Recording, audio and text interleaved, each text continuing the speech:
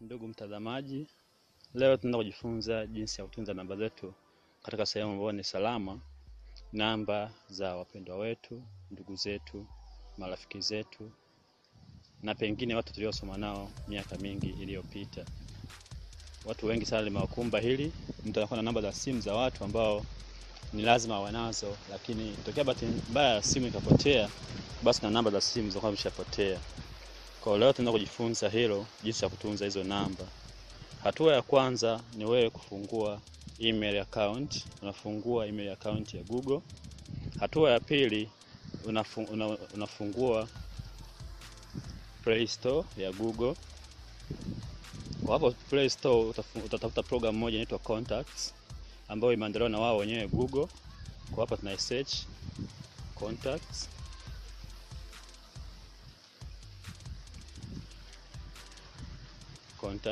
Basi tukisearch hapo tutaletewa orodha ya program mbalimbali, lakini sisi tunahitaji sana ni hiyo Contacts. Ni hiyo Contacts, program yenyewe hii hapa. Hii hapa Contacts. Kwa hiyo nitafungua hapo. Mimi tayari nimesha install, ndio maana naletea hivi. Lakini wewe itakuletea kwa sehemu ya kuinstall. Kwa hiyo install hiyo Contacts na baada hapo utaanza kuitumia kusave namba zako za simu moja kwa moja kwenye email yako ya simu. Basi nitafungua hiyo program na nitaonyesha mfano mmoja hapo kwa kusave angalau namba moja ya simu. Basi nitaponyeza kwenye hii alama ya jumlisha kama nataka kuongeza namba mpya. Ndio email yangu hapa inaonekana. Kwa hiyo nitaandika na jina la mtu ambaye nataka kusave namba yake hapa. Kwa mfano nitaandika jina la John Elisha. Basi jina lake tayari, kwa nitakuja kuweka tu namba yake ya simu pale, labda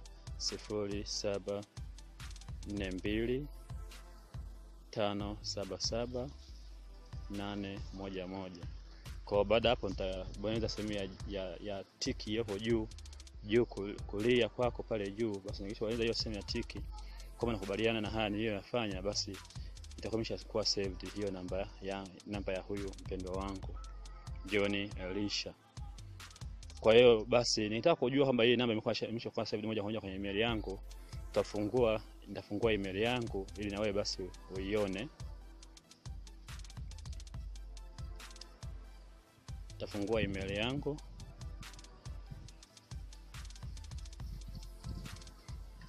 Basi nafungua email pale, Gmail ya pale. Nishafungua. Basi inafunguka pale. Itaonyesha kwenye sehemu hapa imeandikwa primary. Basi nitabonyeza kwenye ile video mstari mitatu ili nitafute sehemu iliyoandikwa contacts hapa kwenye email yangu.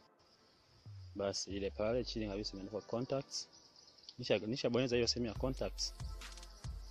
Tayari itaniletea majina yote ambayo nimesave kwenye simu yangu. Tayari hapo kwenye email yangu.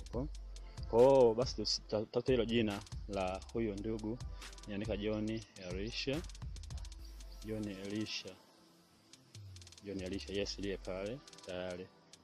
Kwa tayari lipo kwenye email yangu hilo jina na namba yake ya simu ya huyo ndugu. Kwa hiyo basi nikifanya hivyo nitakuwa namba zangu za simu ziko salama.